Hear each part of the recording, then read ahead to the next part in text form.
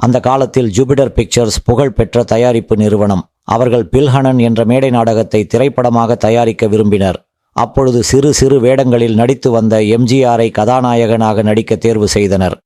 படத்தில் வசனம் எழுத சிதம்பரம், ஜெயராமன் சிபாரிசில் குடியரசு பத்திரிகையில் வேலை பார்த்து வந்த கருணாநிதிக்கு அந்த வாய்ப்பை வழங்கினர். எம்ஜிஆர் படத்தில் நடிப்பதற்கும் கருணாநிதி வசனம் எழுதுவதற்கும் கோவை வந்தபோது இருவரும் முதலாக சந்தித்துக் கொண்டனர். அந்த படம் ராஜகுமாரி. 1947 வெளியான ராஜகுமாரி வெற்றி படமாக அமைந்தது. அதைத் தொடர்ந்து எம்ஜிஆர் கருணாநிதி நட்பு வளர்ந்தது. தொடர்ந்து எம்ஜிஆர் நடித்த மருதநாட்டு இளவரசி, மந்திரி குமாரி ஆகிய படங்களுக்கு கருணாநிதி வசனம் எழுதினார்.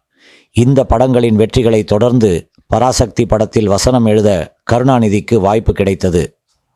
பராசக்தி படத்தின் வெற்றி அவரை தமிழ் சினிமாவில் சிறந்த கதை வசனகர்த்தாவாக நிலைநிறுத்தியது. எம்ஜிஆர் கருணாநிதிக்கு சினிமாவில் ஏற்பட்ட நட்பு பின்பு அரசியலால் பிளவுபட்டது.